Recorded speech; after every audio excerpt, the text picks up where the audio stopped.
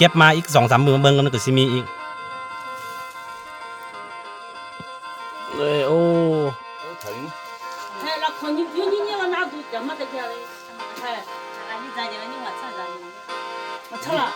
มาเช่าที่นี่ว่าไม่ถูกพูดมั้งเหรอ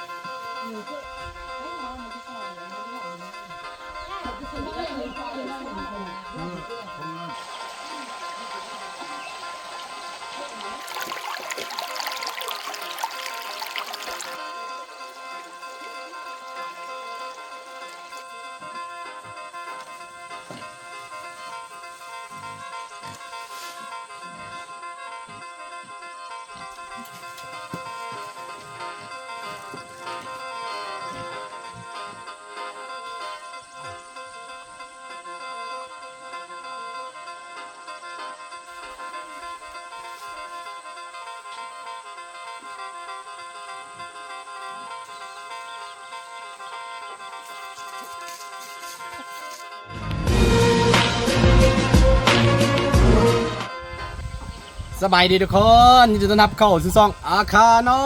ยมื้อนี้เฮามาอยู่บ้านสวนกันเด้อเฮาสิมาหาเก็บเห็ดกันเนาะเมื่อกี้เฮาเห็นเห็ดปวกนะออกหลายอันนี้จะเป็นครั้งแรกของปีนี้เนาะที่ได้กินเห็ดปวกเนาะเดี๋ยวเมนูของมันเฮาสิไปมกกินมกใส่ผักหอมนี่เอาโลสุดยอดเลยว่าเอาไปเผาเนาะเอาไปจี้เนาะเอาไปปิ้งแล้วก็มาตำเจียวน่ะสุดยอดเลยเห็ดปวกเนาะหรือว่าภาษาบ้านเพิ่นว่าเห็ดโคนเนาะเห็ดโคนบ่แม่นตัวเห็ดปวกตัวใหญ่ๆเด้อันนี้เป็นเห็ดโคนนะมาอันนี้นี่น้องแสงเดือนแสงดาวเนี่ยกำลังมาเบิ่งอยู่มี5 ตัวมี3 ตัวเนี่ยครับไปปล่อยอยู่พูนเนาะอยู่ป่าพุ่น2 ตัวเนี่ยเอากลับมาเพราะว่านี่มันมีแผลนะมีแผลน่าจะแม่นทึกอันตัวอื่นเนาะโซนมันเพราะว่ามีแผลยังบ่หายดีก็เลยว่าเดี๋ยวกลับมาตอนนี้เฮาสิไปเก็บเห็ดปวกกันพี่น้องนะตอนนี้เรามาเอาเป็ดเอาไก่เอาหมูเอาไม่ยังมาเลี้ยงอยู่พี่หลายเพราะว่าอันคำวันกับไอ้กี้น้อยมาเลี้ยงเนาะสุดท้ายมาเลี้ยงบอดเดือนของคนคนนี้ปะไปเฮ็ดเวียกอีกแล้วปะให้อาม่าคนเบิ้งนะ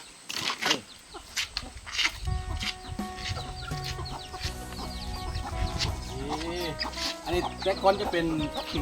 บอนอันให้อันควายนอนเนาะตอนนี้กลายเป็นหมูรู้ไหมหมูน้อยเกิดออกใหม่ประมาณ7 ตัวนี่แหละของอันอากี้น้อยเนาะนี่เอาขังไว้เพราะว่าช่วงนี้เขาปลูกข้าวปลูกอย่างพารานะมันสิไปกินอย่างพารามันอย่างมดเนาะสิไปดุดทิ่มมดหนักก็เลยว่าต้องได้ขังไว้แล้วไก่หน้าเก็บเกี่ยวมดแล้วก็สิได้ปล่อยตามธรรมชาติมันกินเนาะเอาเลยมาเห็น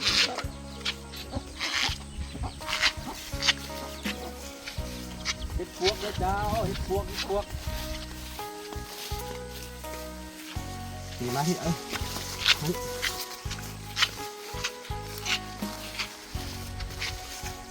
เบิ้งนี่เนี่ย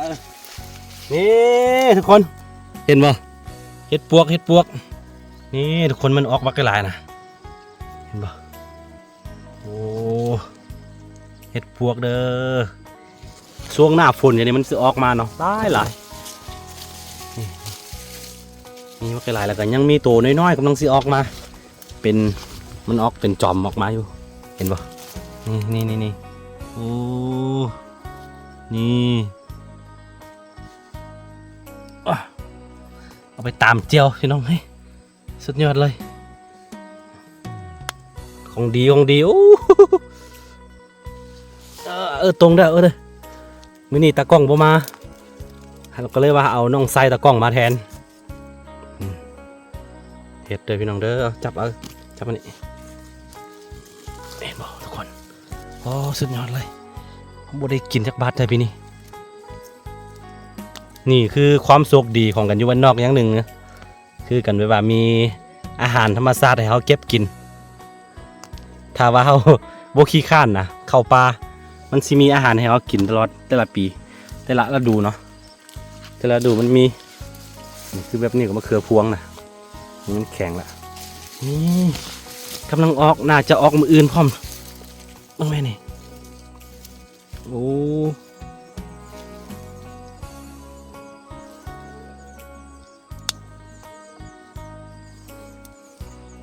อันนี้เก็บมืออื่น มีน้อยเก็บอีกน่าจะมีนี่โอ้มีหลายเนาะกำลังสิออกตัวน้อยๆแบบนี้นะ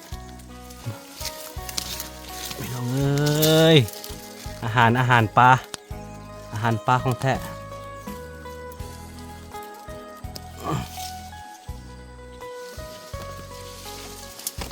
เข้ามาอะไรนี่มีหลายกันนี่โอ้ยสุดยอดโอ้สะอ่อนงามๆมีแต่ดอกงามๆโอ้สุดไปเลยเห็ดปวกอาหารบ้านๆอาหารธรรมชาติ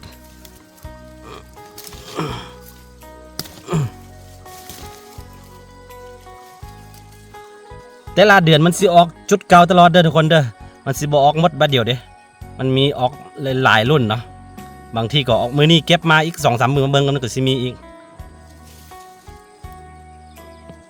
เลยโอ้งามดอกเห็ดมันงามเห็ดปวก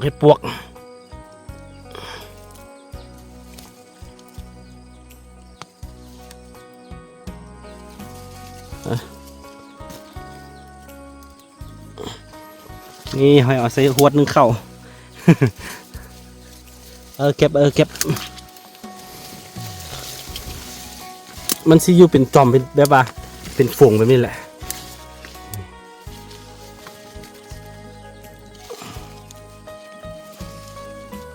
โอ้ดีที่เขาเบิ้งมาเห็นทันเนาะถ้าว่าบ่เห็นนี่อีกประมาณ2 มื้อนี่กินบ่เป็นกินแล้วมันสิเปื่อยหมดเนาะ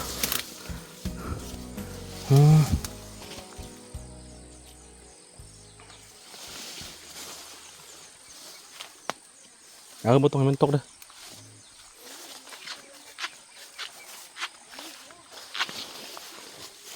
เก็บเบิดนี่ยุพี่ยังไม่ได้เก็บเลย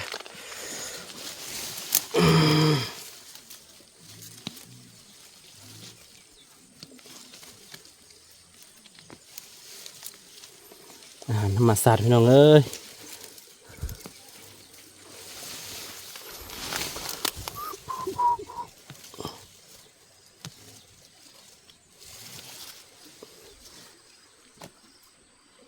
นี่ได้หลายสิไปเฮ็ดเมนูตามเจียวกันตามเจียวใส่ผักหอมหรือว่าไปมกกินเนาะเอาไปตองไปมกใส่ผักหอมสุดยอดเลยแหละนี่หลายคนมักแกงนะแต่ว่าค่อยบ่มักแกงมักตามเจียวกับอันมกกินโอเค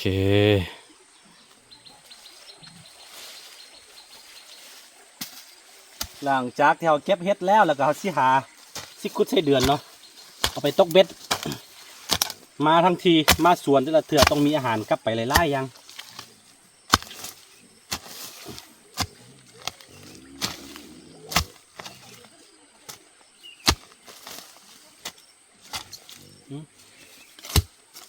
ปลาที่ว่าคมเนาะทุกพี่น้องเอ้ยเขาเลี้ยงปลาเขาลงทุนไปประมาณ20,000 บาทนะ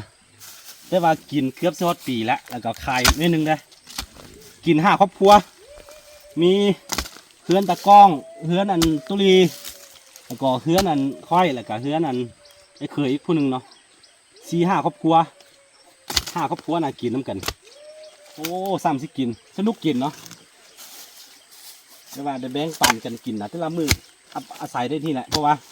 แต่ละคนเขามาเฮ็ดสวนพี่มดหลายๆคนเนาะมาเฮ็ดยุดดินค่อยนะเขามาปลูกมาเฮ็ดข้าวมาเฮ็ดอันสวนนี่พี่เนาะก็เลยว่ากินน้ำกันนี่พี่เลยดีที่เขาเลี้ยงปลาไว้เนาะถ้าว่าเขาขายนี่น่าได้อยู่ได้เกือบ7-8 หมื่นอยู่แต่ว่าเขาไม่ได้ขายน้อยเดียวซื้อเหลือนั่นแหละก็เอาไว้กินตอนนี้ก็เริ่มบ่มีหลาละกินมา8 เดือนละเขาเริ่มกินตั้งแต่เดือน12/2023เนาะตอนนี้เดือน7ละ2024แล้วเต็มปีละ